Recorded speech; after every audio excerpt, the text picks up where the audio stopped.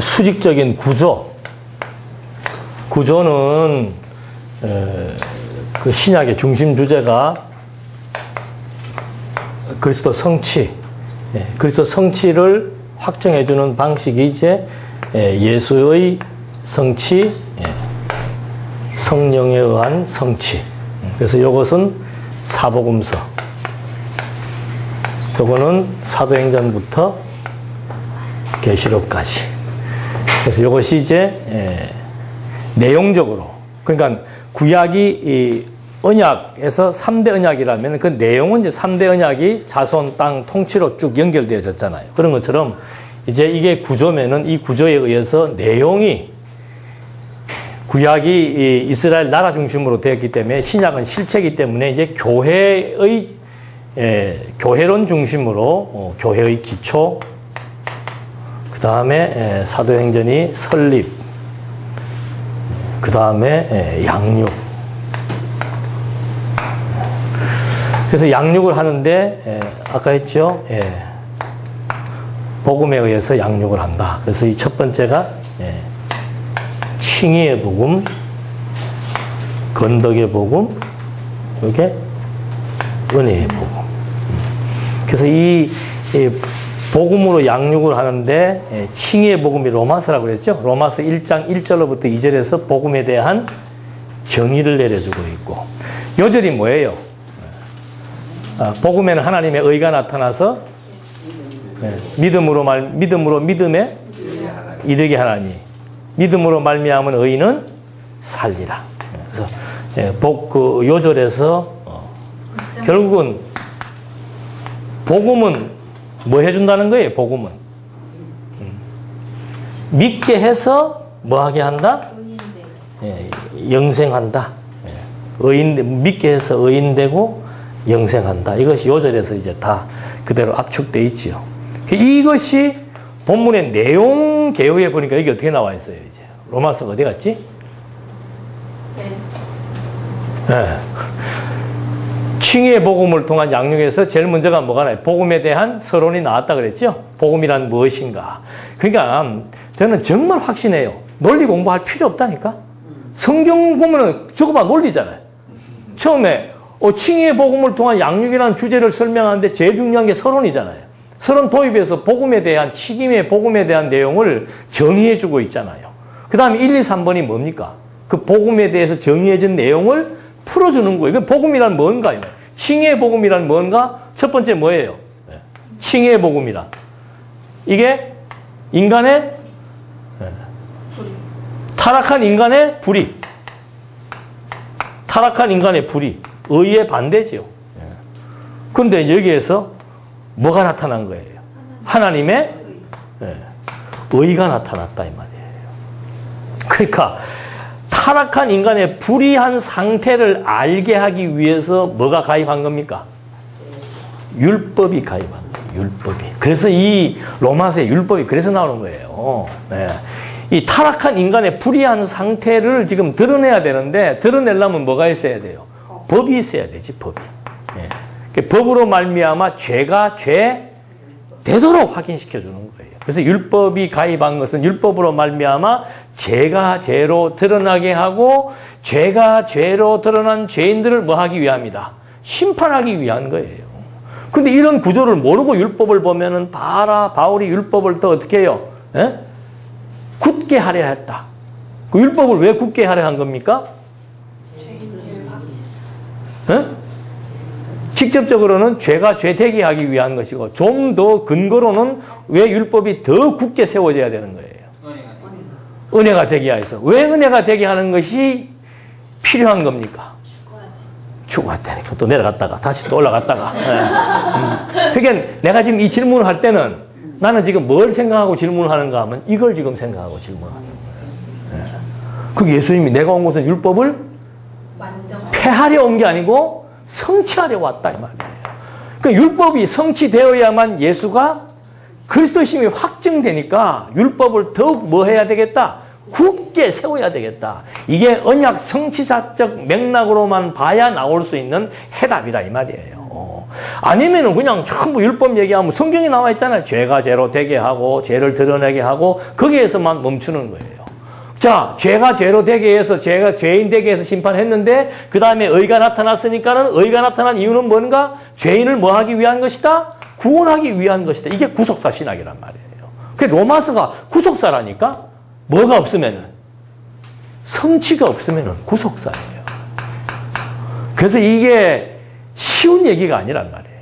이게 구조 모르면은 그냥 하다 보면은 결국은 예수님의 하나님의 의가 뭔가 하면 죄에 대하여 죽고 뭐에 대하여 살게, 의에 대하여 살게. 그게 구속 아니에요. 네. 그것으로 끝나냐 이 말이지. 왜 죄에 대하여 죽고 왜 의에 대하여 살게 했나? 라고 물으면 뭐라고 말할 거예요? 네. 구약의 언약을 성취하기 위해서 죄에 대하여 죽고 의에 대하여 산 것이다. 고린도서는 그걸 뭐라고 설명했다고요? 성경대로 죽고 성경대로 부활하사 예수가 누구이시다. 그리스도, 그래서 그리스도 성취란 말이 그래. 그리스도 그냥 그리스도 자체를 지금 드러내기 위한 거라니까. 그 드러내기 위한 과정상에서는 이제 죄에 대하여 죽어서 죄인들을 의인 만들고 이런 구속사적 과정이 필요하지만 궁극적인 목적은 내가 그리스도다 이 말이죠. 왜? 구약에서 보내시겠다고 언약한 메시아니까. 그럼 당신이 그리스도로 오셔야 되는 이유는 뭔가? 예수님이 요한복음에서 뭐라고 그랬어요? 내가 온 것은 내 뜻을 이루기 위한 것이 아니고 아버지의 뜻을 뭐 하기 위해서? 이루기 위해 왔다. 아버지의 뜻은 뭐예요? 아들을 보고 하나님을 믿는 거예요. 그래서 그걸 우리는 신존재 확증이라고 얘기하는 것이고 신학적인 용어로 그걸 계시라고 얘기를 한다는 거죠. 이번에 그리스도의 필요성 교재 나눠줬지? 다 나눠줬지? 다 읽어봤어요? 네. 그거 다 이 얘기하는 거 아니야? 이 얘기하는 거. 그래서 로마서의 내용이 지금 아주 기가 막히게 간단한 구조로 되어 있습니다. 예. 마태복음, 선지직, 왕직, 제사직 그 앞에는 서론에 해당되는 구약의 언약을 성취한 거. 로마서는 이 하나님의 칭의의 복음에 대해서 앞에서 먼저 서론에서 복음이란 무엇인가 밝혀주고 복음의 내용이 죽였다가 뭐 하는 거예요? 살리는 게 복음이라니까. 타락해서 불의한 인간이 율법으로 말미암아 죄인 되게 하고 죄로 말미암아 사망에 이르렀는데 하나님의 의가 나타나서 어떻게 해요? 죄에서 의로, 사망에서 생명으로. 그래서 이 인간의 불의와 하나님의 의를 설명한 마지막 로마서 11장 36절인가 4절인가 내가 모르겠네. 하여튼 끝절이에요. 예. 11장. 로마서는 16장까지. 나누어지는 신령한 예배 생활 앞에 나누어지는 분기점. 예. 깊도다 지혜의 부요함이다. 지혜의 부요함이 뭐예요? 예. 하나님의 언약대로 예수가 성경대로 죽으시고 성경대로 부활하사 죄에 대하여 죽고 의에 대하여 사시는 거. 그게 하나님의 지혜, 하나님의 뜻이지요. 예. 그게 정말 무엇을 통해서 불의한 인간에게 하나님의 의가 나타남으로 말미암아 그 지혜의 부요함이 다 드러났다. 그러니까 우리가 무엇을 알 수 있는가? 그 지혜로 말미암아 만물이 주에게서 나오고 주로 말미암고 주에게로 돌아간다라고 하는 모든 만사와 만물의 주체가 그리스도라고 하는 사실. 그래서 이 로마서에서는 예수님의 절대 주권을 강하게 강조하는 거예요. 어떻게 해서? 이 하나님의 의가 어떻게 해요? 아무에게나 임하는 것이 아니고 선택과 유기를 설명하잖아요. 그래서 선택받은 백성들에게는 하나님의 의가, 유기된 자들에게는 도리어 하나님의 불의가 그대로 적용되어 가지고 죽고 살리는 역사. 이 지식에 근거해서 12장 1절의 접속사가 뭐예요? 그러므로. 이 그러므로는 뭡니까? 12장 1절로부터 생활 뭐예요? 신령한 예배 생활이잖아. 예배 생활. 예배 생활은 어떻게 가능한 겁니까? 예배 생활은. 도덕이라고 하는 것은 어떤 규범에 의해서 지켜지는 게 도덕이고 우리 성도의 생활이라고 하는 것은 어떻게 달라요? 규범이 아니고 뭐예요? 에? 빨리 여기서 빨리 얘기를 하라니까? 깊도다. 지혜의 부유함이라 그 깊도다 지혜의 부유함이 여기서 드러난 거잖아요. 여기서 지금 모든 만물이 어디에서 나왔고 주에게서 나왔고 주로 말미암고 주에게로 돌아간다. 이 모든 만사가 누구 뜻대로 된다? 그리스도의 뜻대로 된다. 그게 깨달아 믿어지는 생활이 신령한 예배의 생활이에요. 그러니까 하나님이 정말 만사를 당신 뜻대로 섭리해 나가신다. 그거 믿어지면은 내가 곤모 술수 부릴 필요 있어요, 없어요? 그게 예배의 생활이라니까. 아, 하나님이 진짜 우주와 만물을 창조하신 분이구나. 내가 섬기는 그리스도가 우주와 만물이 그에게서 나왔구나. 그게 믿어지면은 그 전능하심은 창조주의 속성이 전능성 아니에요. 아, 그 전능하심이 로마서 1장으로부터 11장까지의 내용을 통해서 확인되면은 힘 있는 분이 지금 나와 함께 하시는데 당연히 뭐 할 수밖에 없어요. 의지할 수밖에 없는 거지. 그게 예배 생활이라니까. 주권자에게 모든 것을 맡기는 것이 예배의 생활이고 그분을 의지하는 것이 예배의 생활이고 그래서 그 구체적인 내용들이 신령한 예배의 생활이라 그래가지고 12장 1절로부터 마지막 장까지는 이제 완전히 예배의 생활 문화를 지금 설명해 주는 거예요. 그래서 첫 번째가 뭔가? 뜻분별. 왜 뜻분별 해야 돼요? 뜻분별 해야 되는 이유가 뭐예요? 응? 긴장을 놓치면 안 된다니까? 계속 질문을 하기 때문에 뜻분별해야 되는 이유는 만물이 다 어디에서 나왔으니까 뜻에서 나왔으니까 그 뜻을 알지 못하면은 이 화해란 게 뭔가 나중에 그 고린도서에 보면은 화해가 나오죠. 화해. 그 화해가 뭔가 하면은 하나님의 생각과 인간의 생각을 어떻게 해요? 일치시키는 게 화해예요. 그 예배 생활이 뭔가 하나님의 뜻에 내 뜻을 뭐 하는 거예요? 일치시키는 게 예배의 생활이라니까. 그러니까 신령한 예배의 첫 번째 요건이 뭔가 하면 하나님의 뭘 하자? 뜻을 분별하는 거죠. 그 뜻 분별해지는 만큼 뭐가 생겨요? 믿음이 생기고 믿음의 분량이라고 그러잖아요. 예? 믿음의 분량. 하나님의 뜻 분별되는 만큼 그분에 대한 믿음이 생기고 그분에 대한 믿음이 생기는 만큼 그 다음에는 가치 판단에 의해서 내게 주어진 은사가 무엇인지를 스스로가 찾게 된다니까.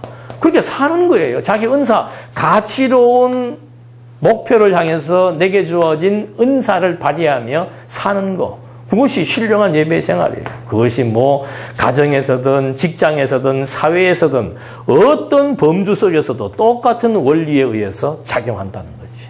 그래서 이제 서신서에 가면은 반드시 앞에 어떤 그 주제에 맞는 이론들이 전개되고 마지막 부분에 가면 전부 뭐가 나와요?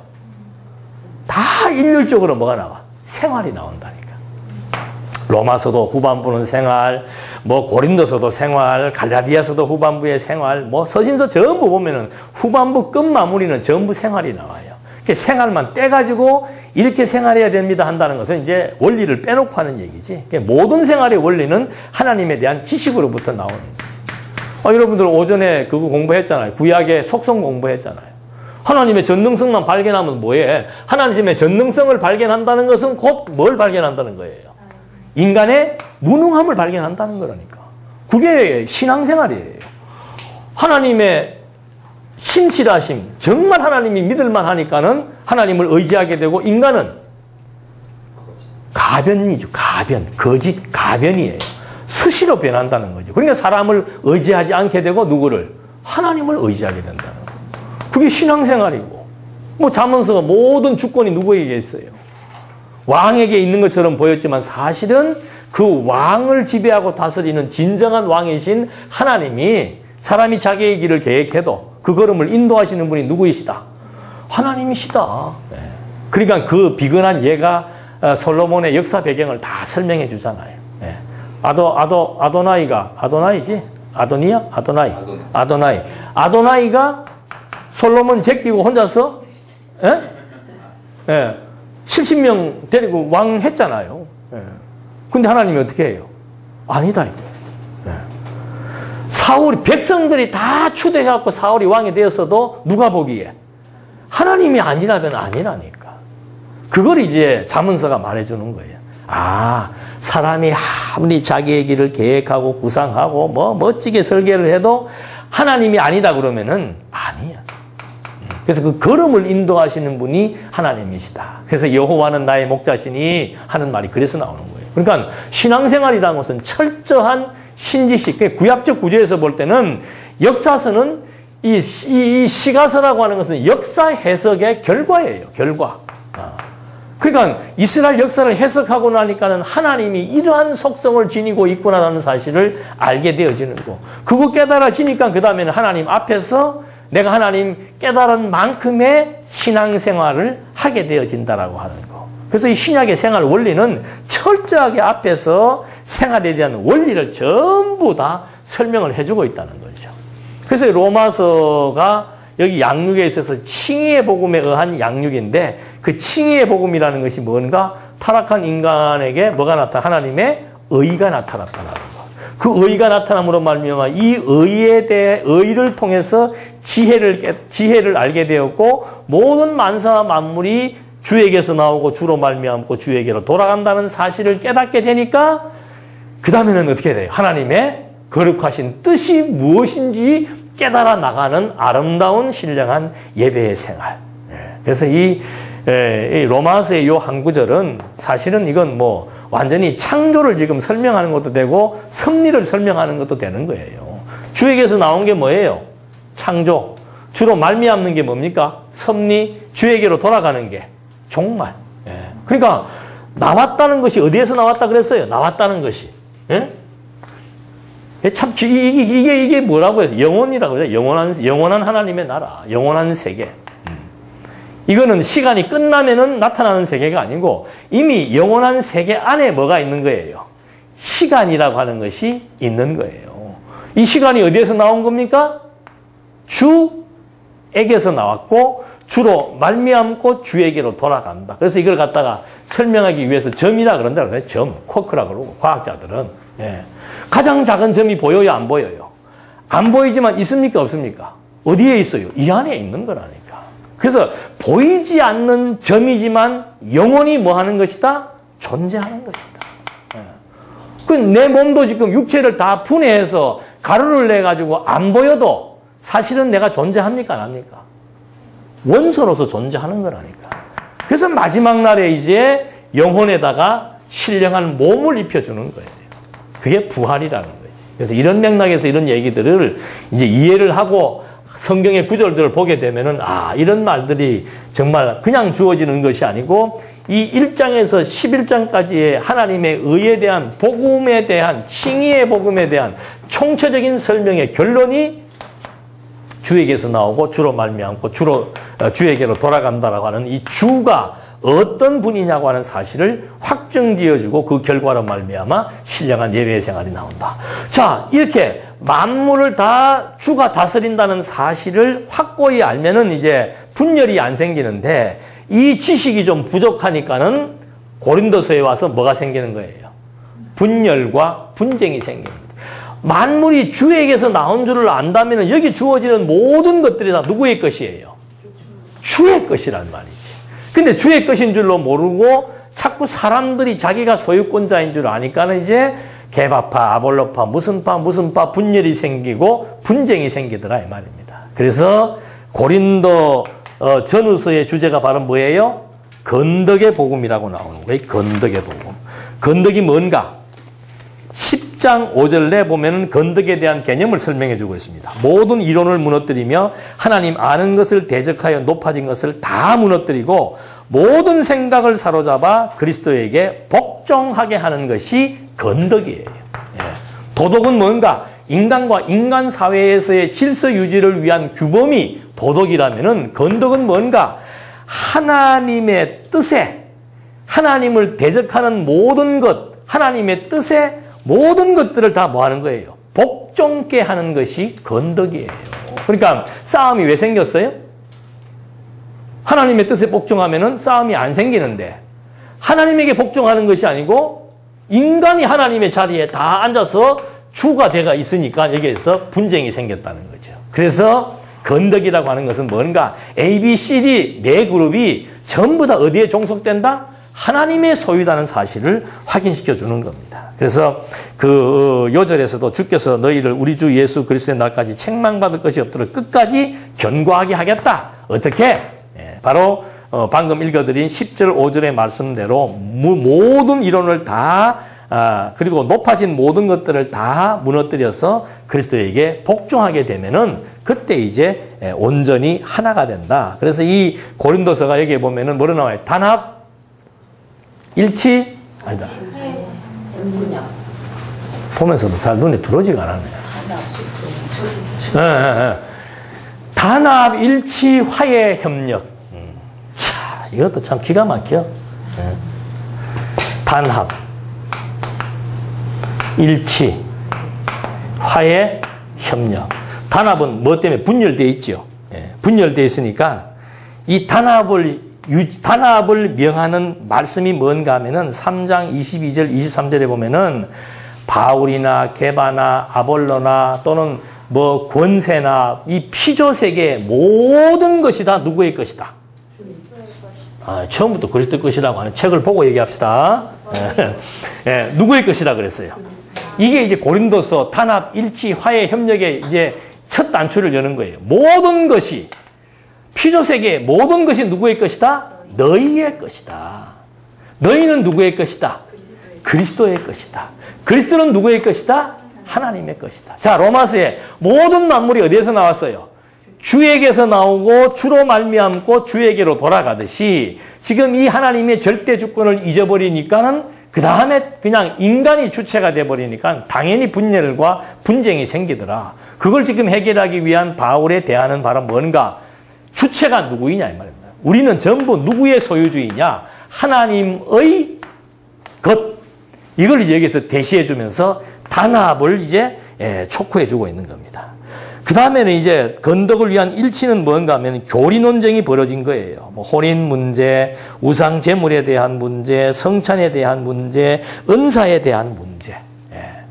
그러니까 막 고린도 교회에서 지금 가장 큰 골치 아픈 문제 중에 하나는 뭔가 하면은 은사가 여러 가지 은사가 있잖아요. 그러니까 예언의 은사가 좋습니까? 병 고치는 은사가 좋습니까? 뭐 귀신 쫓는 은사가 좋습니까? 방언의 은사가 좋습니까? 뭐 하고 싶어요?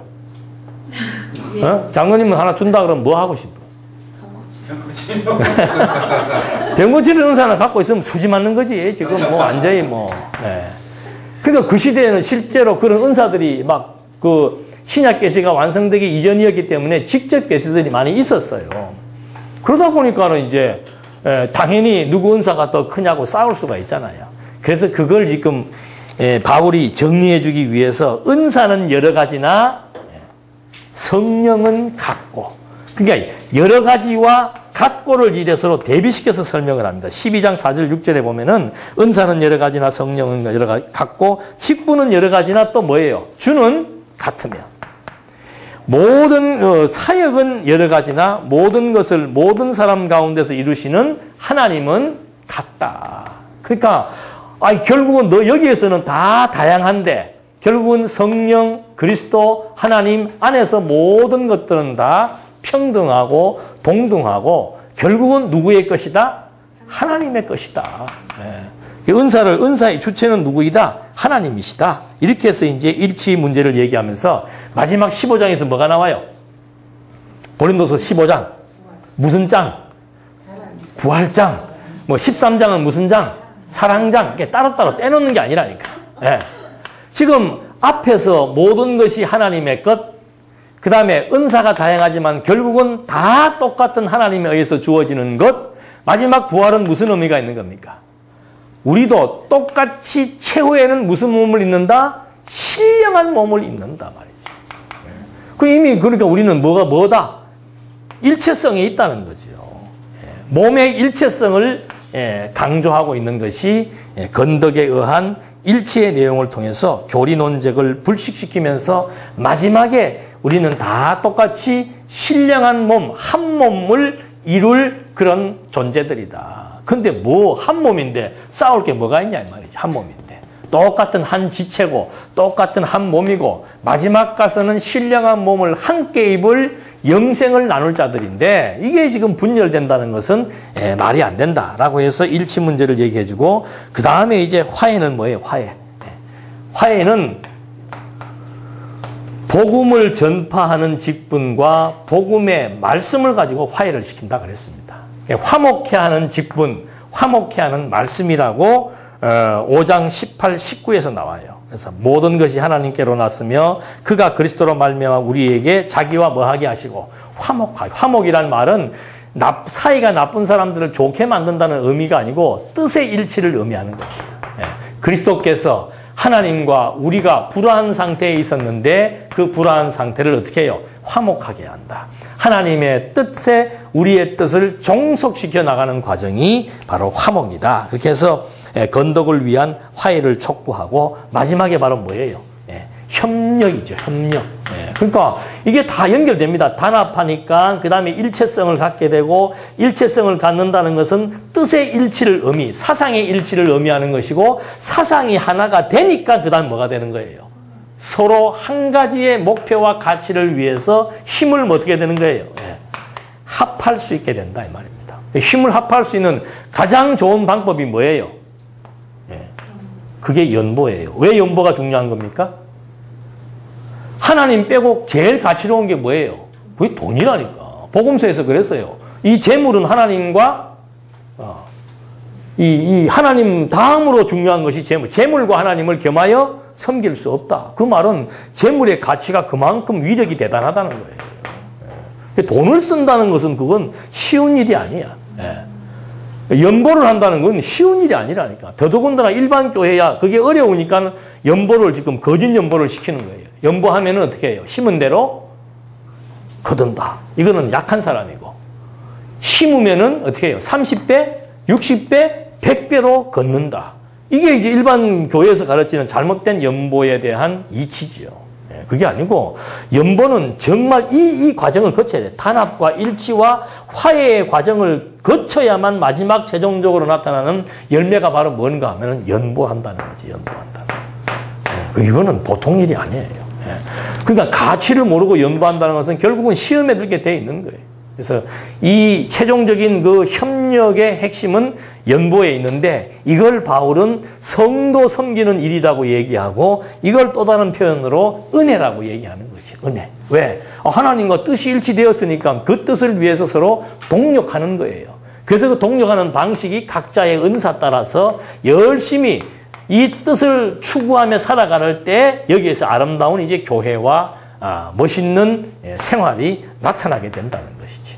그래서 이 복음에서 이제 칭의의 복음, 건덕의 복음이 나오고 마지막이 뭐예요? 갈라디아서가 은혜의 복음이에요. 칭의, 건덕, 그 다음에 은혜. 은혜의 복음. 로마서하고 이 갈라디아서는 약간의 그 내용이 중복성이 있습니다. 그러나 사실은 보면은 로마서는 복음에 대한 전반적인 서술이에요. 서술. 복음이 무엇인가에 대한 설명이고 갈라디아서는 뭐겠어요? 복음에 대한 뭐겠어요? 은혜니까 뭐예요? 복음의 성질이에요. 성질. 그래서 그 갈라디아서가 크게 두 가지로 나눠지지요. 어디 갔어요? 복음의 진정성 병증, 다시 말하면 복음의 절대성이에요. 복음이란 절대적인 것이고 그 다음에 복음이란 하나님의 은혜로 주어진 것이다. 이것이 1번에서 나오는 거죠. 그러니까 그 복음에 대한 이 성질 가운데서 이 절대성, 은혜성, 이게 깨달아지니까 그 다음에 뭐가 나와요? 생활의 권계와 교훈이 나오는 거지. 그러니까 복음은 대가가 아니고 뭐예요? 은혜. 대가의 반대는 은혜입니다. 조건, 대가, 은혜죠, 은혜. 그러니까 이거는 값없이 주어진 선물이다 이 말이지. 그 값없이 주어진 선물이 바로 뭔가? 그게 진리가 너희를 자유케 한다는 자유에 대한 개념이 이제 5장에서 성도 생활에 대해서 나오는 거죠. 자유에 대한 진정한 의미가 뭔가? 그걸 이제 설명해 줌으로써 이 복음이 칭의의 복음, 건덕의 복음, 은혜의 복음으로 다시 말해서 하나님의 절대 주권, 하나님이 절대적으로 주관하신다. 하나님의 은혜가 엄청나다. 그 사실을 깨닫게 해서 교회를 어떻게 하는 거예요? 점점 키워나가는 거죠. 그러니까 그 이스라엘 백성들 광야에서 뭐 먹였어요? 만나로 양육한 것처럼 신약의 교회도 진리의 복음으로 뭐 하는 겁니까? 양육해 나가는 거죠. 그 다음에 나오는 것이 뭐예요? 이제 잘 먹여서 이제 자라면은 그 다음에 어디 보내야 돼요? 군대 보내야 되잖아요. 그게 무장하는 거예요. 무장하는 거. 그 무장이 이제 에베소서에 보면은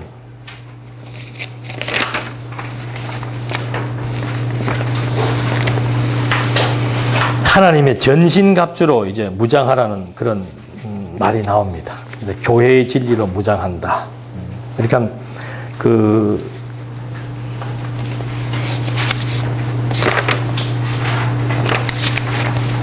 이스라엘 백성들 광야에서 어떻게 했어요?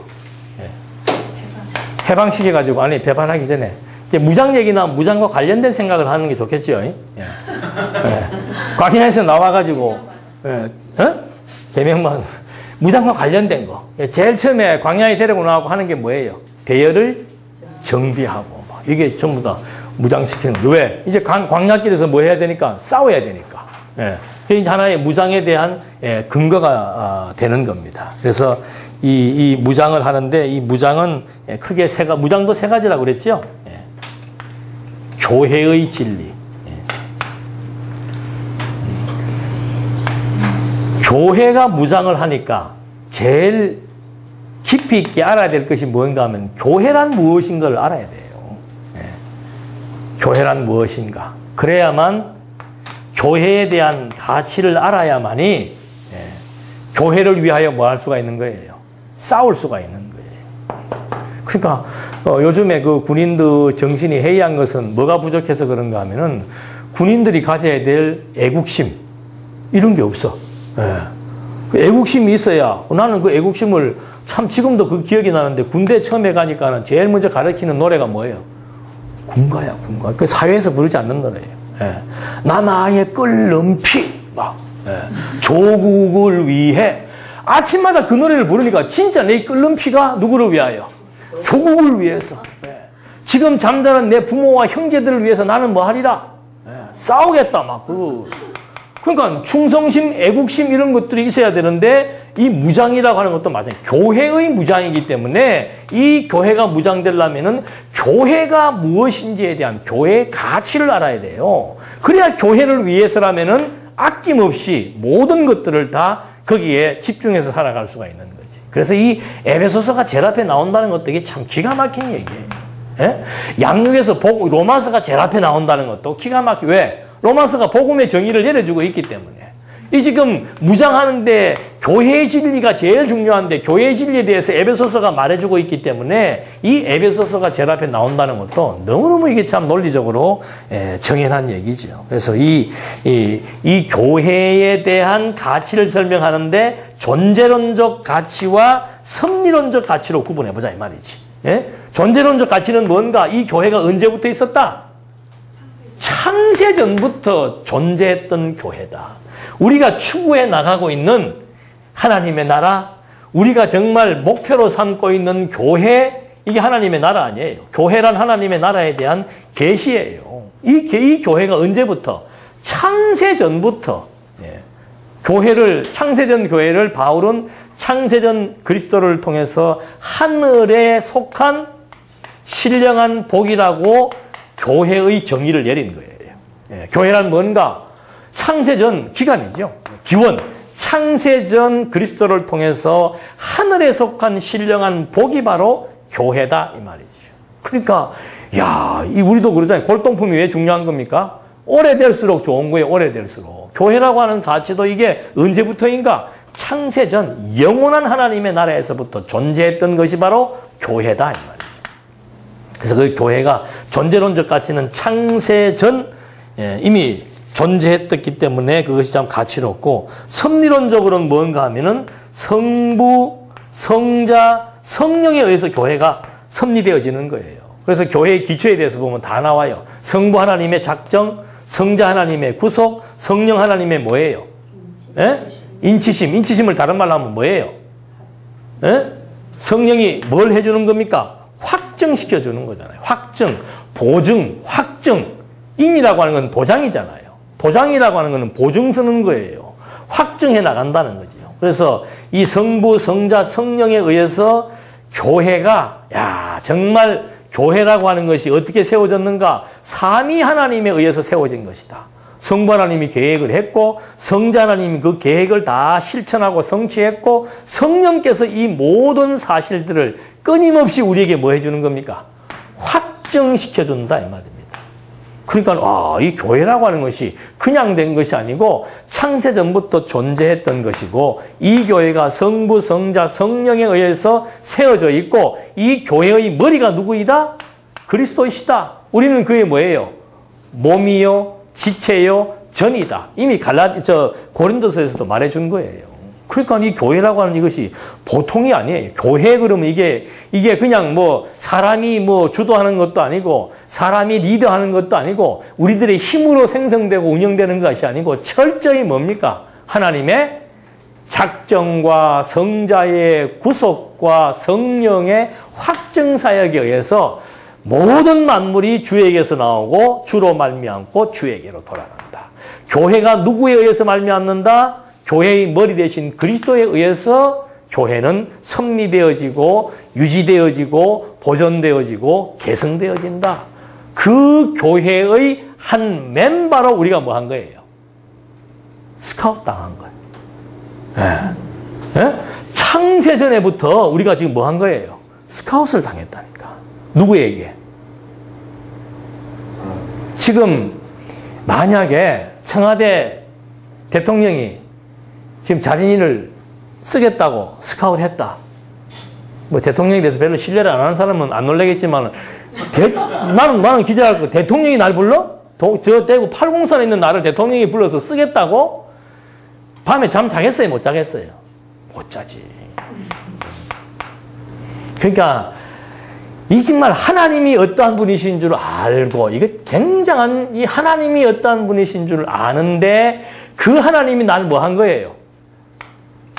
뭐 택하시고 뭐 하셨다? 부르신다 이 말이지. 네. 뭐 하려고? 형상적인 거 하나님이 부르셔서 뭐 하시려고? 쓰시려. 어떤 일에? 하나님 보시기에 가장 선한 일에. 이게 교회라 이 말이에요. 네. 그러니까 제일 중요한 것이 하나님이 어떤 분이신 줄 아는 거예요. 그러니까 하나님이 어떤 분이신 줄 하나님의 존엄과 가치를 아는 만큼 그분이 나를 불렀다. 그 이상도 이하도 그걸 다 해요. 예. 그러니까 바울이 거기에서 녹아난 거 아니에요. 예? 적 그리스도의 역사를 행동을 취하다가 그리스도를 만나고 나서부터는 내가 누구의 부르심을 받았다. 그리스도의 부르심을 받아서 그리스도의 뭐다? 사도다. 항상 바울이 그거 밝혀요. 나는 그리스도의 사도로 부르심을 받았다. 예. 나는 그리스도의 종으로 부르심을 받았다. 이게 그냥 사도들의 자긍심 아니에요. 우리도 마찬가지예요. 우리도 누구의 종이에요? 예. 그리스도의 부르심을 받은 그리스도의 교사요, 그리스도의 집사요, 그리스도의 목사요, 그리스도의 장로라. 이 호칭 하나가 신존재를 확정하는 만큼의 엄청난 감동으로 다가오는 거죠. 그러니까 이런 직분을 그래서 성직이라고 얘기하는 거예요. 그래서 성도, 거룩한 무리, 그 무리에게 주어진 직분, 성직, 이거는 뭐 목사뿐만이 아니고 하나님이 부르셔서 하나님이 쓰시는 자들에게 주신 하나님의 직분, 이건 뭐 엄청난 일이죠. 여러분들이 지금 뭐 교사의 일을 하고 있다, 또는 뭐 신문사 편집장의 일을, 이거 전부 다 누가 부른 거예요? 하나님이 불러서 하나님이 뭐 하는 거예요? 쓰시는 거예요.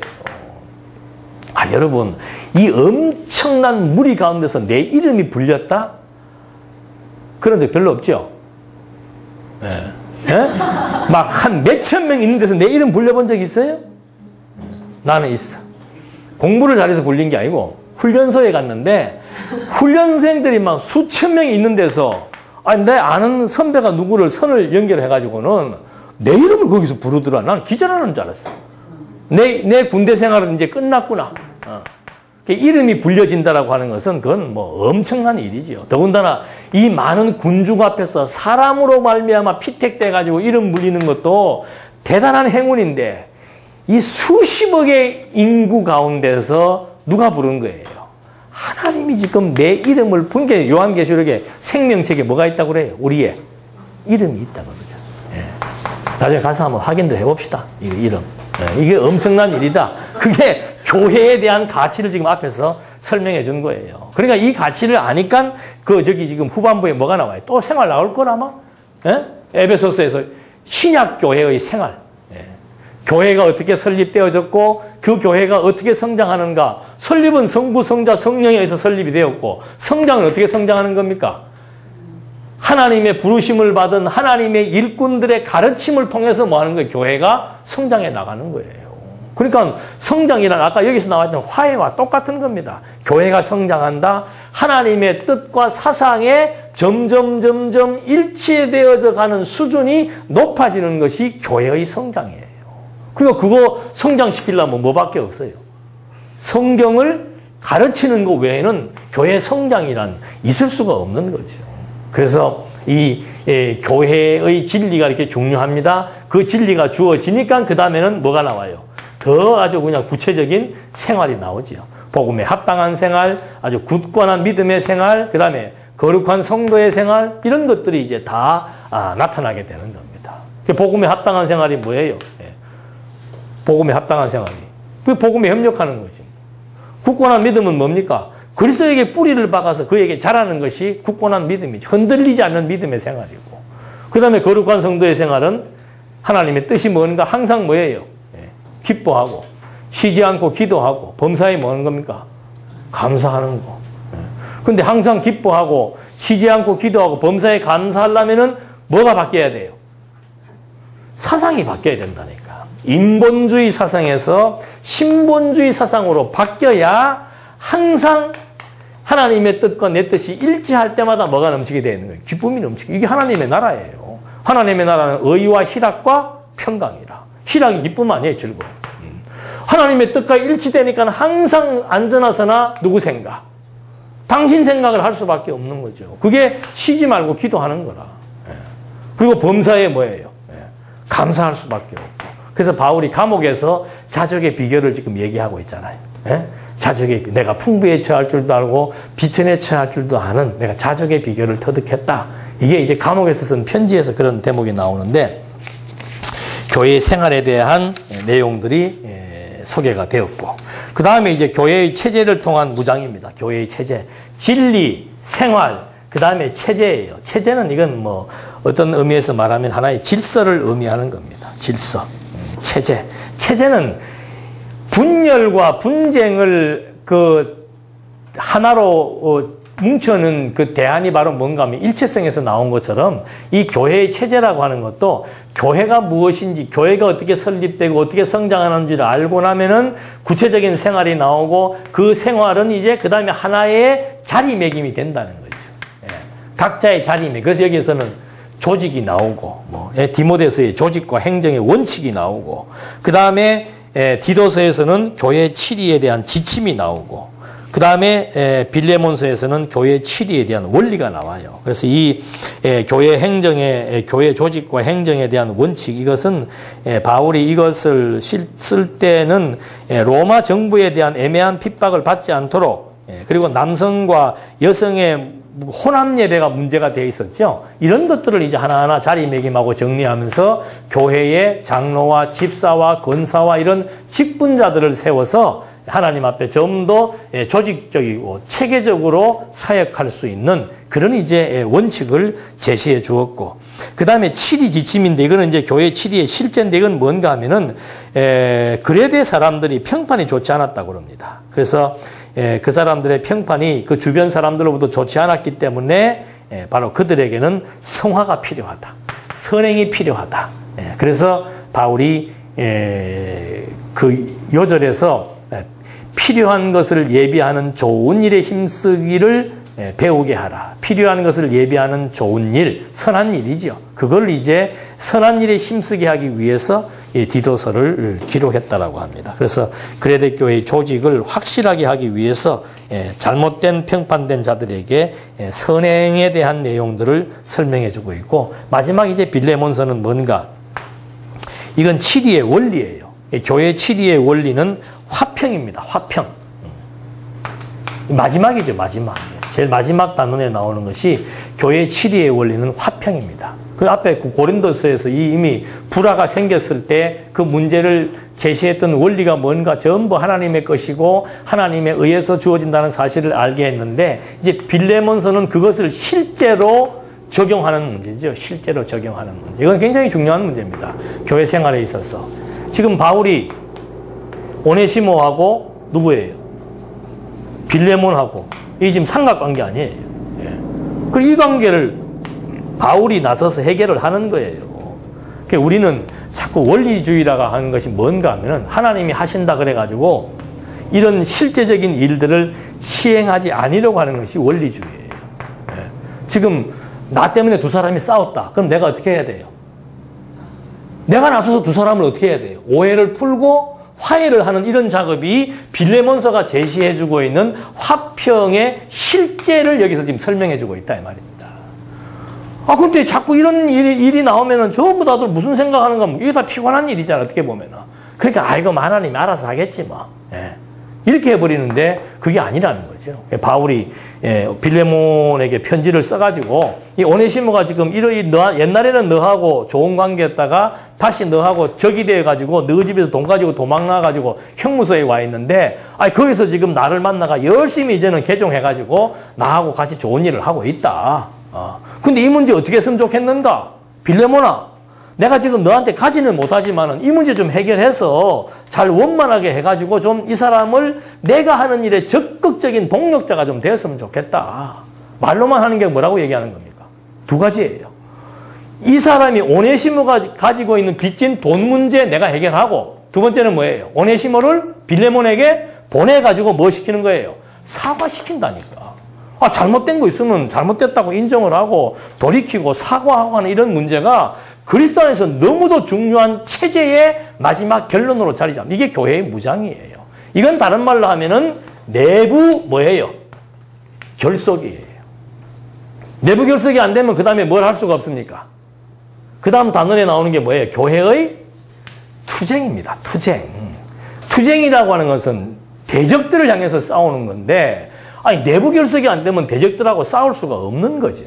그래서 철저하게 내부 결석을 위한 화평의 원리, 즉 교회의 7위 원리가 바로 사랑에 의한 자원, 이런 것들을 이제 하나하나 바울이 설득을 해서 빌레몬 스스로 결단을 내려서 오네시모와 화해할 수 있도록 전개해 나가는 이것이 교회 체제의 마지막 단계였습니다.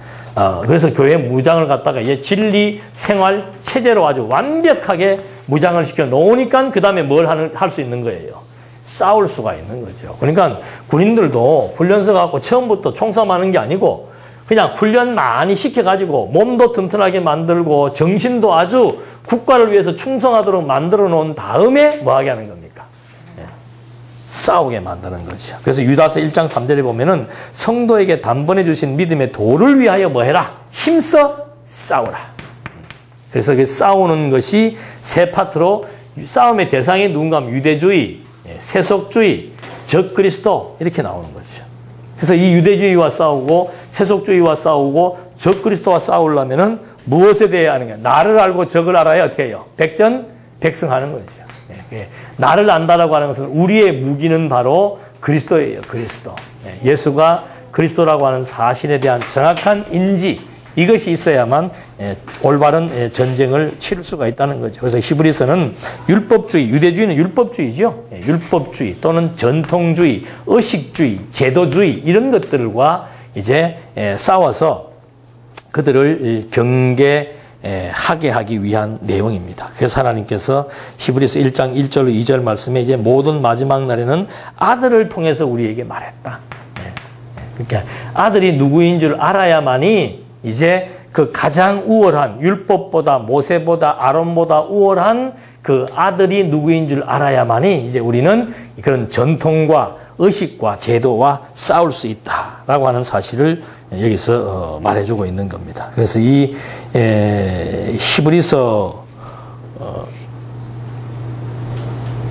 히브리서의 요절이 믿음의 주요 온전케 하시는 이인 예수를 바라보자. 여기에서도 그리스도에 대한 정체성이 설명되고 있습니다. 그 다음에 세속주의, 야고보서와 베드로서가 이제 둘 다 세속주의와의 싸우는 건데 결국 야고보서는 믿음의 행위를 설명을 하고 있고 세속주의는 거룩한 생활을 얘기하고 있습니다. 믿음의 행위라고 하는 것은 뭔가 하면은 정말 진정한 가치가 무엇인 줄 알고 그걸 아는 것이 지혜지요. 지혜가 주어지니까 그 다음에는 무엇이 가치로운가. 뭐 나가서 금방 돈을 벌려고 하는 사람에게 하는 말이 있죠. 나이 사람은 네 생명 거둬가면 어떡할 것인가 해서 정말 세속적 가치와 신령적 가치 이걸 대비시켜서 설명을 하면서 믿음의 행위를 제시해 주는 내용이 야고보서의 내용입니다.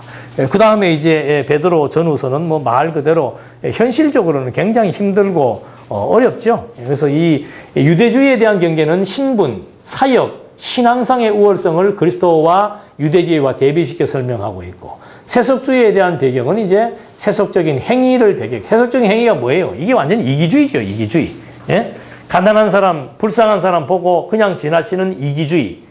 그러나 기독교는 이타주의라 그랬습니다. 그러니까 그 예를 들잖아요. 헐벗고 굶주리는 자기 형제가 있는데 가서 너 배부르게 해라. 가서 뭐 어떻게 네 알아서 해라. 이라는 것은 그는 믿음의 행위가 아니라고 얘기해 주면서 구체적으로 제시해 주고 있고 그다음에 베드로전서가 뭐 거룩한 생활의 촉구, 그다음에 불의한 생활의 배격. 베드로서의 핵심은 뭡니까? 거룩한 생활의 촉구와 불의한 생활을 배격하기 위해서 베드로가 제시해 주는 내용은 뭐예요? 이게 세속이잖아. 세속이에요, 세속. 초월적 가치를 얘기해 주는 거예요. 초월적 가치. 그래서 1장 3절에 우리에게는 뭐가 있다? 소망이 있다. 무슨 소망? 부활에 산 소망이 있다. 하루가 천년 같고 천년이 하루 같다. 우리가 지금 이 땅에 살면서 엄청난 시련과 고초를 겪고 있지만 우리의 미래는 뭐다? 부활에 산 소망이다. 반드시 그가 뭐 하신다? 오신다. 그래서 재림에 대한 얘기가 베드로 전후서에는 많이 나와 있습니다. 그래서 베드로 후서에 가면은 예수를 알므로 하는 얘기가 막 초반부에도 나오고 마지막 끝에도 나옵니다. 예수를 알므로 초월적 가치가 무엇인지를 우리가 알고 그 힘으로 어떻게 해요? 세속주의를 배격하자. 구약의 율법의 모세나 뭐 제사나 성전이나 아론이나 이런 사람들보다 우월한 예수를 알고 유대주의와 싸우고 야고보서와 베드로서는 초월적 가치를 분명하게 우리가 알아서 믿음의 행위와 세속과 싸우자. 그 얘기를 지금 이제 해주는 거예요. 요한 1서의 내용은 뭔가? 요한 1, 2, 3, 4 다 똑같죠. 요한 1, 2, 3 유다서. 이게 전부 이단이에요, 이단. 그 이단은 바로 뭡니까? 강도가 세지지요. 유대주의, 세속, 이단. 예수의 육체로 오심을 뭐 하는 거예요? 부인하는 자. 그러니까 그 시대의 이슈는 뭔가 하면은 예수가 하나님의 아들이라 이 말이죠. 하나님의 아들인 것은 믿겠는데 사람의 아들이 아니라고 말했던 영지주의자들이 있었던 거예요. 그래서 예수의 육체로 오심을 부인하고 예수가 오기는 왔지만 그 몸은 인간의 몸이 아니고 또는 환상이다. 아니면은 이렇게 영지주의들이 말하는 그런 그 신비한 사람이 아닌 어떤 천사나 환상이나 이런 쪽으로 이제 몰아가서 예수의 육체로 오심을 부인하게 되는 거죠. 그러니까 예수의 육체로 오심이 왜 중요한가? 그게 중요하니까 마태복음 1장 1장에서 말해주고 있잖아요. 아브라함과 다윗의 자손으로 오신 예수다. 그거 여기서 지금 신약의 첫 반부에서 밝혀주고 있는 거예요. 그리고 그 끝반부에 가가지고는 그는 진짜 하나님의 아들이며 사람의 아들이다. 그걸 여기서 말해주고 있는 거죠. 그러니까 이게 이제 이런 걸 이제 구체적으로 공부하려면 이제 기독론을 공부하게 되면 이제 구체적으로 예수의 정체성에 대해서 그리고 예수에 대해서 왜 이렇게 지금 의견이 분분한가 이런 여러 가지 문제들을 우리가 확인할 수 있는데 요한 1, 2, 3 유다서의 핵심은 바로 뭔가 예수의 육체로 오심을 부인하는 것. 그래서 그 요한 2서입니까? 거기에 보면 우리가 예수를 생명으로 표현하면서 눈으로 본바여 손으로 만졌다. 그건 육체로 왔다는 걸 지금 증명하는 거죠. 그렇게 설명을 하면서 이제 마지막에 뭐가 나오는 거예요? 교회가 승리한다.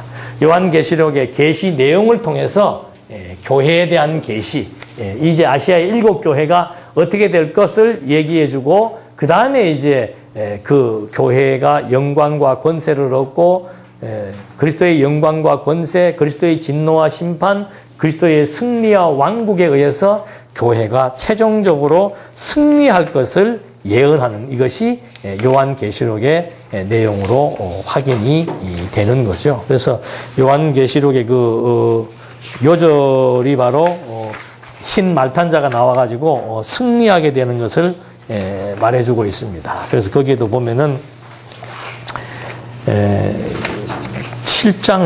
계시록 17장 14절에 보면은 어린 양이 나타나가지고는 이기실 세속 권세를 이기실 것이요 마지막에는 이기리로다라고 하면서 확정적으로 말해주고 있는 거죠. 그러면서 요한계시록의 포인트는 앞부분에서 과거, 현재, 미래의 일을 얘기하고 있고 끝부분에 가서는 뭐예요? 끝부분에 가서는 여기에서 한 자나 더하거나 빼는 자는 저주를 받을지어다. 왜요? 완전성. 창세기부터 요한계시록까지가 뭐하다? 완전 무오한 하나님의 말씀이라는 것을 여기에서 그냥 딱 봉하는 거예요. 도장을 찍는 거예요. 그 말은 성경이 하나님의 말씀 진리로서 완전 무오하다. 그러니까 그 약속의 말씀대로 이제는 주 예수여 뭐예요? 오시옵소서. 아멘, 이게 아멘 주 예수여 오시옵소서. 확실히 나는 믿는다는 거죠. 왜? 창세기부터 요한계시록까지의 모든 말씀을 통해서 성경의 충족성, 완전성, 신빙성을 확보했기 때문에 이제 교회가 최후에 승리하게 되어서 그리스도가 오심으로 말미암아 영원한 하나님의 나라가 이제 실현된다는 것에 대한 확증과 확신을 말해주고 있는 거죠. 그래서 이 성경의 그 신빙성 확보라고 하는 것은 굉장히 중요하다고 그랬습니다.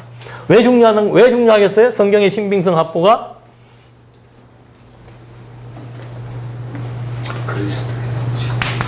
성경의 신빙성 확보가 왜 중요한가? 성경은 누구에 대해서 말한 거니까? 그리스도에 대해 말한 거니까. 그래서 그리스도를 통해서 또 하나님의 존재를 확증하게 되니까. 이 신구약 성경이 진리라고 하는 그 신빙성 확보라고 하는 것은 이것은 절체절명의 중요한 신학의 과제입니다. 그것이 선행되지 않고서는 지금 20세기, 21세기는 성경관의 싸움이에요. 이것이 확보되지 않고서는 예수가 그리스도이심을 믿을 수도 없고 눈에 보이지 않는 하나님도 믿을 수가 없게 되어 있다는 거죠. 그래서 이 신구약 성경의 가장 기본적인 원리. 아니 얘기들은 다 신학교 가면 교수들이 다 똑같이 얘기해. 구약은 언약이고 신약은 새 언약이고 또는 성취다 얘기를 해요. 그 구약, 신약, 새 언약, 옛 언약 책 타이틀도 마찬가지예요. 근데 그거를 그대로 이렇게 서술해내는 논리가 없다는 거지. 근데 참 놀랍게도 구약이 아담에게 언약하고 아브라함에게 언약한 대로 역사서가 자손 땅 통치로 이렇게 딱 체계화되어 있다는 거. 이 해석의 결과로 말미암아 하나님의 속성이 드러나고 하나님의 사역 방법이 제시되고 있다는 거. 이것이 선지서 아니에요, 사역 방법이. 사역 방법의 핵심은 뭐예요? 죽이고 살리는 거. 당신이 죽고 부활하는 거 아니에요. 그거 그대로 지금 신약에서 예수가 그리스도로 성취하신 것 아닙니까? 어떻게? 당신이 성취하고 성령이 성취하고 어떤 논리에 의해서 교회의 기초, 설립, 양육, 무장, 투쟁, 승리의 논리 체계에 의해서 신약이 완벽한 구조, 논리의 통일성을 확보하고 있다라고 하는 이것이 이제 스스로들이 다 이게 이제 확인이 되게 되면은 하나님을 믿지 않으려야 믿지 않을 수가 없는 거죠. 그래서 성경을 상고하거니와 성경은 내게 대하여 증거하고 있다. 이런 맥락에서 성경에 대한 체계를 확인을 해본 겁니다.